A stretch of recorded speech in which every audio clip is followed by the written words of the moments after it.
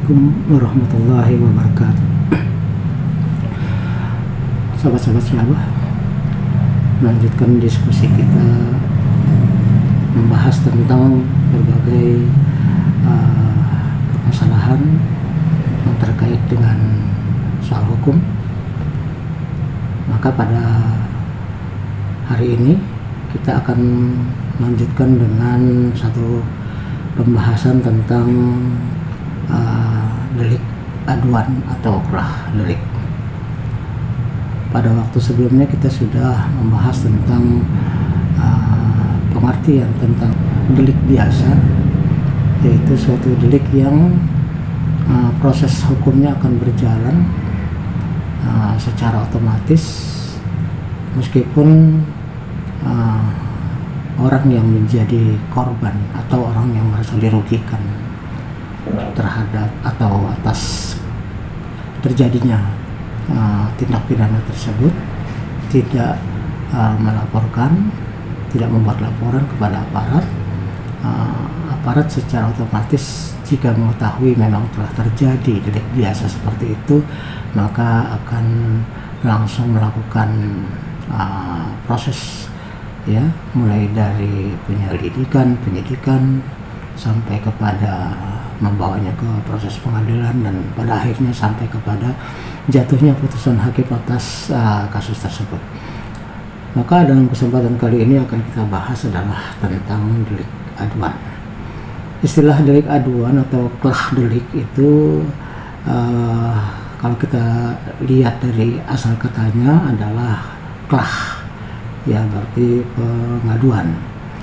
Dengan demikian untuk suatu delik pengaduan atas suatu tindak pidana itu hanya dapat dilakukan penuntutan setelah dilakukannya pelaporan, yakni dengan permintaan dari seseorang yang merasa dirugikan oleh perbuatan orang lain dan dia meminta untuk melakukan penuntutan terhadap orang lain yang telah melakukan suatu kejahatan terhadap dirinya, ya, suatu tindakan yang dianggap merugikan dirinya. Di dalam delik aduan ini hanya akan dapat dilakukan penuntutan apabila memang ada pengaduan dari orang yang menderita, yang dirugikan oleh kejahatan tersebut, ya. Pengaduan delik aduan ini tidak terdapat, pengaturan delik aduan ini tidak terdapat dalam buku ke-1 Kitab Undang-Undang Hukum Pidana, tetapi dijumpai secara tersebar di dalam buku kedua Kitab Undang-Undang Hukum Pidana. Tiap-tiap delik yang oleh pembuat undang-undang dijadikan kategori delik aduan atau dimasukkan dalam klasifikasi delik aduan, ya, menyatakan hal itu secara tersendiri. Dan dalam ketentuan yang dimaksud sekaligus juga ditunjukkan siapa-siapa yang berhak mengajukan pengaduan tersebut. Artinya ketika terjadi suatu tindak pidana di dalam buku kedua ini, ya, ditunjukkan siapa-siapa yang berhak melakukan pengaduan, ya. Selain itu, pembentuk undang-undang ini yaitu KUHP pada waktu berlakunya dulu telah mensyaratkan tentang adanya pengaduan bagi delik tersebut. Artinya untuk kejahatan tersebut memang dibutuhkan adanya aduan atau laporan. Kenapa? Karena menurut von List, Berner dan menurut von Swinderen, dipandang secara objektif pada beberapa tindak pidana kejahatan tertentu, ya, kerugian material atau ideal yang ditimbulkan dari perbuatan tersebut, ya, terhadap orang yang menjadi korban itu secara langsung diutamakan harus dialami oleh orang yang bersangkutan daripada secara umum. Artinya begini, kan kita tahu bahwa yang namanya undang-undang pidana itu dalam rangka melindungi hak warga negara terhadap kejahatan yang ditimbulkan oleh warga negara yang lain, sehingga dalam hal ini aparat negara akan bertindak ya demi menjaga ketertiban, jangan sampai terjadi katakanlah semacam balas-membalas ya, dendam dan sebagainya, sehingga pada akhirnya akan menimbulkan chaos pada masyarakat. Oleh karena itulah maka negara bertindak atas nama negara, bertindak atas nama seluruh warga negara untuk menjatuhkan pidana terhadap orang-orang yang melakukan kejahatan atau tindak pidana gitu. Namun khusus untuk delik-delik tertentu yang tergolong ke dalam delik aduan, itu negara menganggap kerugian dari yang bersangkutan itu harus diutamakan ya. Jadi negara belum bertindak kalau yang bersangkutan sendiri tidak melakukan pelaporan, tidak melakukan penuntutan. Jadi utamakan bahwa orang yang merasa dirugikan itulah yang mengajukan penuntutan, yang melapor supaya orang yang telah melakukan kejahatan terhadap dirinya itu segera ditindak gitu. Oleh karena itulah maka ada kejahatan-kejahatan tertentu yang dianggap oleh para pembuat undang-undang itu utamakan laporan dari yang merasa dirugikan, sehingga seandainya yang merasa dirugikan itu sendiri berdasarkan kepentingannya dia sendiri, berdasarkan pertimbangannya dia sendiri tidak melakukan penuntutan, maka negara dianggap tidak perlu ikut campur gitu ya. Jadi negara hanya akan turun secara langsung kepada delik-delik biasa, bukan delik aduan. Oke. Demikian juga menurut ininya ya, kalau kita lihat dari memori-memori dari pengadilan yang pernah dilakukan pada masa sebelumnya, yaitu pada masa sebelum pemberlakuan kitab undang-undang hukum pidana yang kita sering sebut sebagai memori van Solsting, itu disyaratkannya suatu pengaduan pada beberapa delik tertentu itu adalah berdasarkan pertimbangan bahwa ikut campurnya penguasa di dalam satu kasus tertentu itu mungkin akan mendatangkan kerugian yang lebih besar bagi kepentingan tertentu dari orang yang telah dirugikan ya dari perbuatan tersebut. Misalnya begini ya, kalau misalnya ada orang yang merasa dirugikan oleh orang lain dengan suatu tindakan tertentu, tapi kemudian andai kata negara ikut campur langsung dan ini dijadikan sebagai delik biasa, itu dikhawatirkan bahwa kerugiannya malah akan menjadi lebih besar ya, kerugiannya lebih besar daripada yang sudah diderita oleh si korban terhadap perilaku kejahatan tersebut. Oleh karena itulah maka untuk melindungi kepentingan dari si korban supaya jangan malah jadi tambah rugi karena negara langsung ikut campur, maka diberikanlah kesempatan kepada si korban itu untuk melakukan penuntutan, sehingga dia sebelumnya bisa mempertimbangkan ini perlu dituntut atau enggak, perlu diadukan atau enggak gitu. Misalnya katakanlah begini, andai kata ada suatu kasus pemerkosaan ya kan, itu sebenarnya kan suatu kejahatan yang sangat merugikan ya. Sebenarnya kan negara itu langsung bisa bertindak karena termasuk mungkin sebagai suatu delik biasa ya. Tetapi kemudian karena ini juga mungkin menyangkut nama dari seseorang, korbannya itu katakanlah misalnya orang-orang yang dipandang oleh masyarakat, sehingga kelakuan internal di dalam satu keluarga, satu pemerkosaan meskipun itu sebenarnya merupakan delik biasa, tetapi nama baik dari seseorang itu andai kata negara ikut campur langsung melakukan penyidikan, penyelidikan dan kemudian penangkapan, proses hukum, mungkin keluarga yang bersangkutan yang tadinya dipandang sebagai seorang yang bagaimana gitu dari masyarakat, sehingga kalau langsung adanya intervensi dari aparat itu malah akan membuat situasi menjadi lebih kacau ya. Artinya kerugian yang ditimbulkan oleh perilaku tadi itu mungkin akan lebih besar ketimbang diselesaikan secara internal. Oleh karena itu maka kemudian dipandang sedemikian, maka delik aduan ini dianggap perlu mempertimbangkan kerugian yang mungkin menjadi lebih besar daripada kerugian yang sudah terjadi gitu. Sehingga apakah kasus-kasus seperti ini yang sebenarnya merupakan delik biasa karena dia itu menyangkut nama baik seseorang, maka menjadi delik aduan karena pertimbangan takut orang yang bersangkutan menjadi lebih hancur, masa depan menjadi lebih tidak bisa tidak bisa lebih baik karena namanya udah keburu ini cemar duluan. Maka ini bisa termasuk delik aduan yang mungkin bisa diselesaikan secara lebih baik ketimbang langsung aparat ikut campur. Dengan demikian, keputusan apakah seseorang yang telah merugikan itu perlu dituntut atau tidak oleh aparat penegak hukum, hal tersebut diserahkan kepada pertimbangan orang yang telah merasa dirugikan. Mana yang lebih kecil risikonya, ya, apakah dengan dilakukannya penuntutan atau dengan cara yang lain gitu ya. Oke. Delik aduan itu kita bisa bagi dua. Yang pertama delik aduan absolut atau absolut delik ya. Menurut ahli hukum bernama Tresna, delik aduan absolut adalah tiap-tiap kejahatan yang dilakukan yang hanya akan dapat diadakan penuntutan oleh penuntut umum apabila telah diterima aduan dari yang memang berhak mengadukannya. Jadi artinya absolut delik adalah kejahatan yang hanya dapat diproses hukumnya jika memang telah diterima pengaduan dari orang yang berhak untuk melakukan pengaduan ya. Pompe mengemukakan delik aduan absolut adalah delik yang pada dasarnya ada satu pengaduan, jadi dasarnya adalah ada pengaduan ya.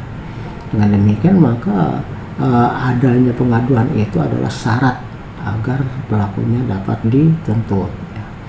Kemudian kejahatan-kejahatan yang termasuk dalam delik aduan absolut adalah misalnya ya, kita lihat di dalam pasal 310 sampai 319 Kitab Undang-Undang Hukum Pidana tentang kejahatan penghinaan ya. Kecuali penghinaan yang dilakukan oleh seseorang terhadap seseorang pejabat pemerintah ya, yang waktu diadakan penghinaan tersebut dalam berdinas resmi, si penghina dapat dituntut oleh jaksa tanpa menunggu aduan dari si pejabat yang dihina.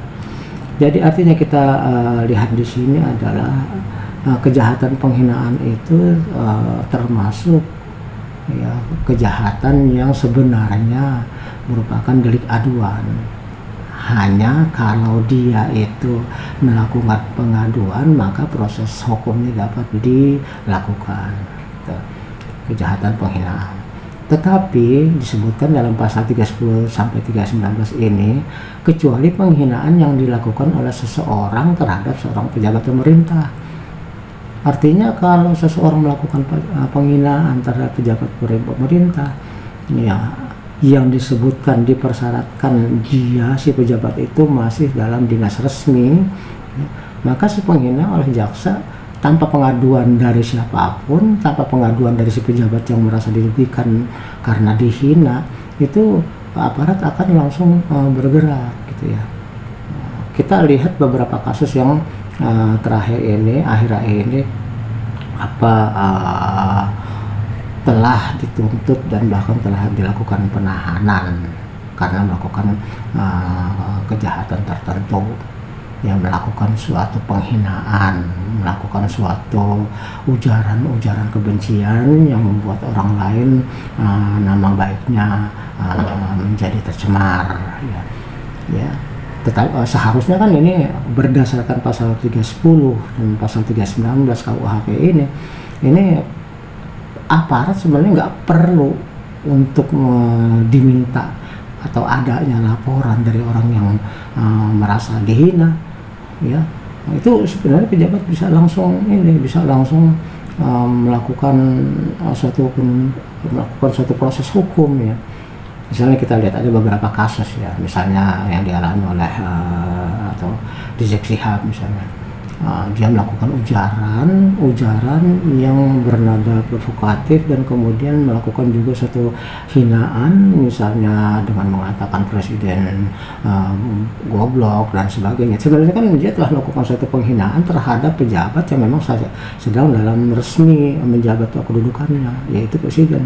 Ya sebenarnya berdasarkan pasal 310 sampai 319 KUHP ini dia sudah bisa dituntut oleh atau diajukan prosesnya oleh penegak hukum karena dia melakukan penghinaan terhadap pejabat yang sedang masih dalam resmi jabatannya gitu.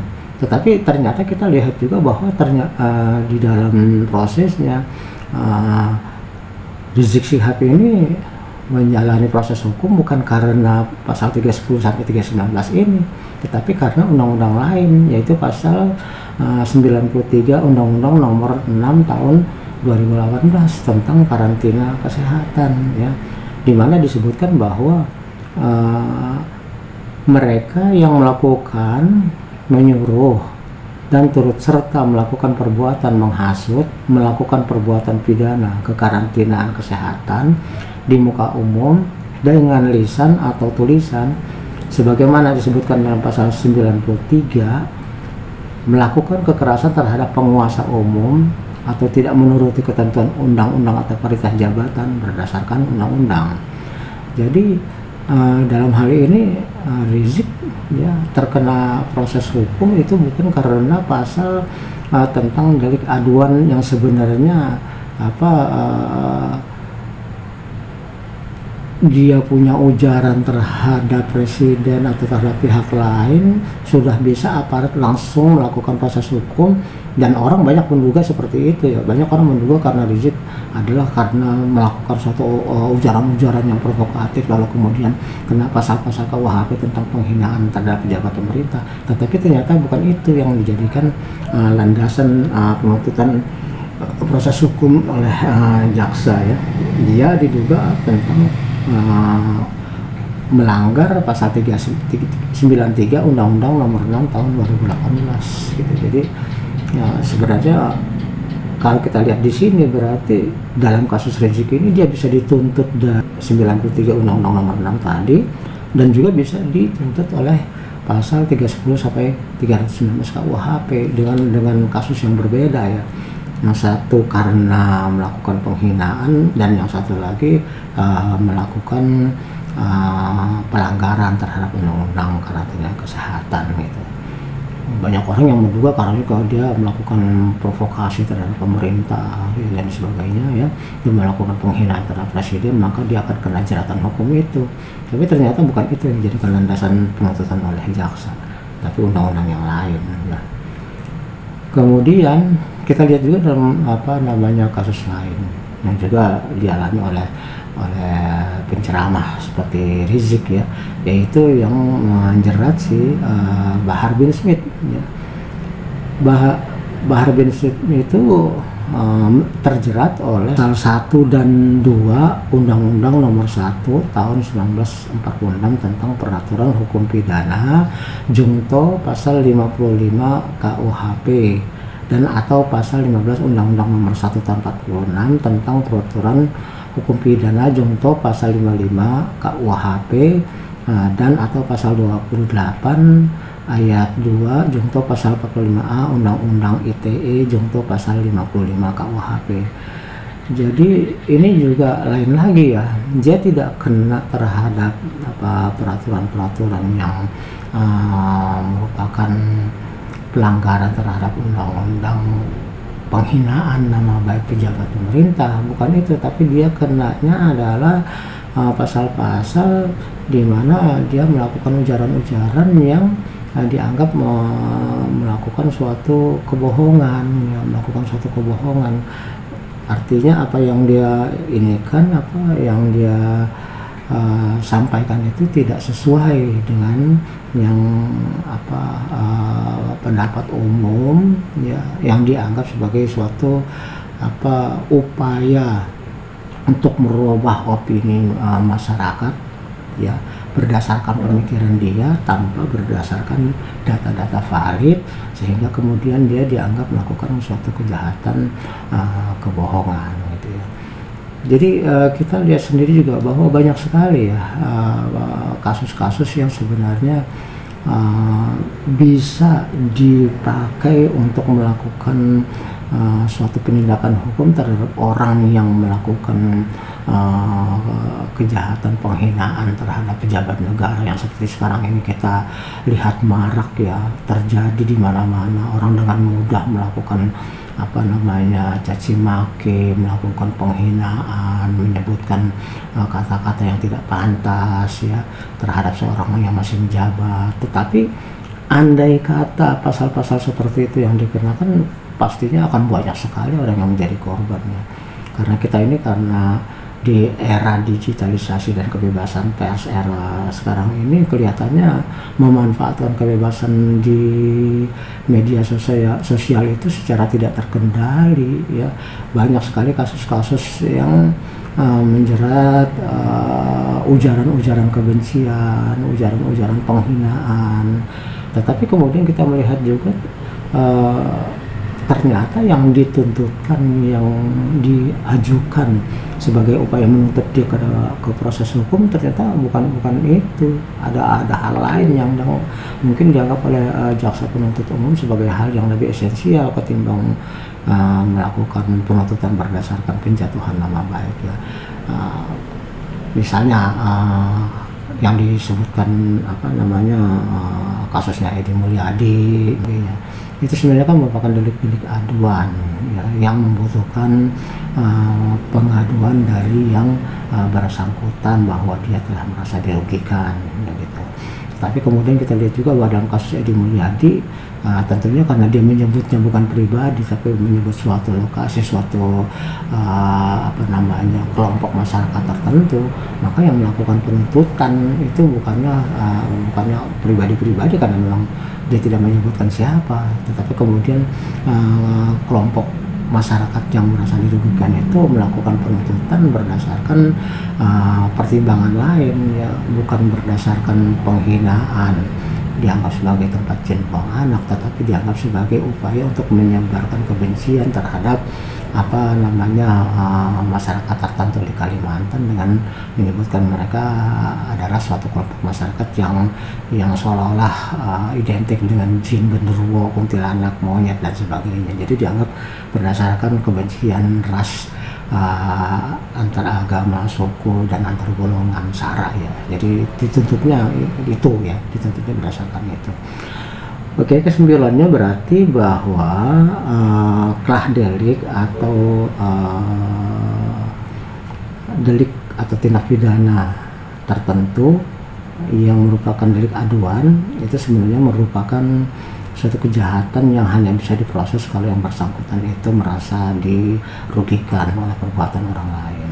Tetapi untuk hal-hal tertentu ya seperti yang saya sebutkan tadi, bahwa untuk kejahatan penghinaan terhadap pejabat negara itu sebenarnya tidak perlu ada pengaduan dari pejabat yang bersangkutan.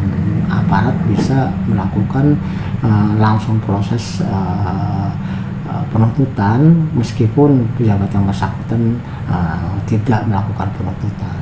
Kenapa? Ya karena ini merupakan pengecualian karena dilihat bahwa kerugian yang ditimbulkan itu bukan kerugian pribadi tetapi kerugian sebagai suatu lembaga, sebagai suatu entitas, sehingga penuntutan terhadap orang yang demikian tanpa memerlukan pengaduan sudah bisa dilakukan proses. Tetapi dalam realitasnya kita juga melihat bahwa ternyata terhadap orang-orang yang melakukan tindak pidana seperti itu ternyata bukan delik aduan ya, bukan karena diadukan ataupun karena aparat kemudian melakukan penangkapan atau melakukan pemrosesan karena yang bersangkutan dianggap melakukan penghinaan terhadap pejabat negara. Ternyata bukan itu, tetapi ada hal lain, ada pasal-pasal lain yang menjerat dia. Sehingga kalau kita lihat sebenarnya dari kasus ini, orang-orang yang seperti tadi saya sebutkan itu bisa dikejar dari berbagai macam sudut ya, dari berbagai macam undang-undang, baik dia itu bisa dianggap melakukan suatu penyebaran kebohongan, melakukan suatu upaya ujaran kebencian atau penyebarluasan anti sara dan sebagainya, atau bisa juga dianggap menghina pejabat pemerintah yang sedang berdinas dan sebagainya.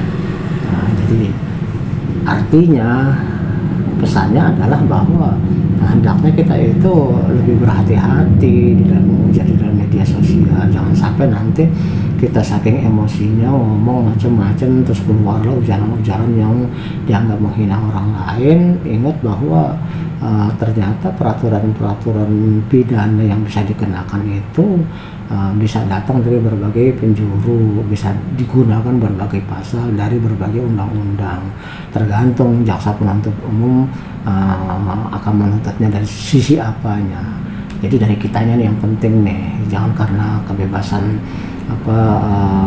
bermedia sosial kemudian kita melihat bahwa semuanya lebih terbuka untuk melakukan mengeluarkan ujaran atau pernyataan atau pendapat, kemudian kita menjadi kebablasan dan nantinya begitu udah jadi masalah, tentu yang akan dirugikan adalah diri kita sendiri dan keluarga kita. Demikian yang mungkin dapat saya sampaikan pada kesempatan kali ini, mudah-mudahan ada manfaatnya. Saya akhiri, wabillahi taufiq wal hidayah. Wassalamualaikum warahmatullahi wabarakatuh.